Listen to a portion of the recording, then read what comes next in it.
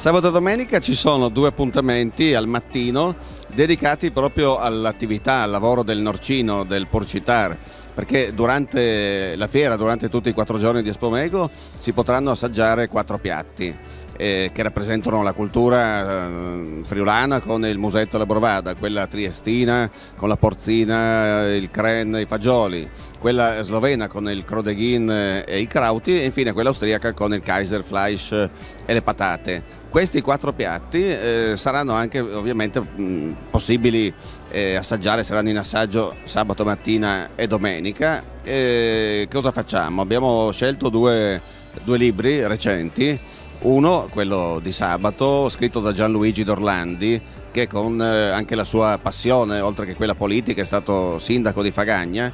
Ha scritto il manuale del norcino. Anni prima aveva creato un albo dei norcini del Friuli Venezia Giulia e ha anche stimolato la, diciamo, rinascita di una produzione del Pestat che si scoprirà, non vi spiego cos'è, scopritelo. La tentazione era quella di chiederlo, ma Sabato mattina alle 11:30, parallelamente alla presentazione di questo libro, c'è una famiglia che lo produce a Fagagna, che lo porterà, si spalma sul crostino, quindi si assaggerà quello, si sentirà il libro, si potranno assaggiare 2 di quei 4 piatti che si dicevano prima, in abbinamento a 4 vini che sono tutti di un'azienda di Villanova di Farra, che sono il Merlotto, il Refosco, lo Chardonnay e anche uno spumante.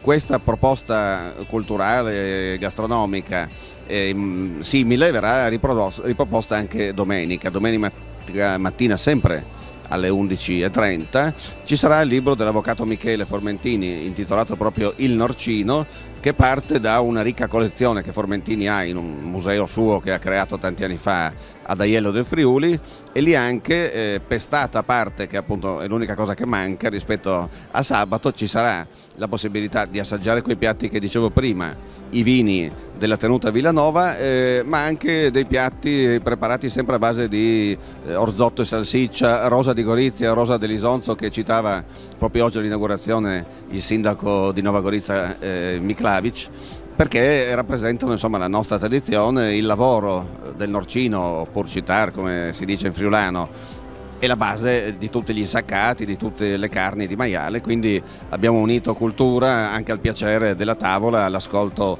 di questi libri che non sono voluminosi, sono piccoli libri. Non vi faremo stare seduti mezz'ora ad ascoltarci, perché vi porteremo anche gli assaggi mentre ci ascoltate. grazie, non resta che dire buon appetito. Allora l'invito ai nostri amici a casa. Eh sì, perché anche poco prima di pranzo, quindi insomma si trasforma in un pranzo, quindi vi aspettiamo sabato e domenica.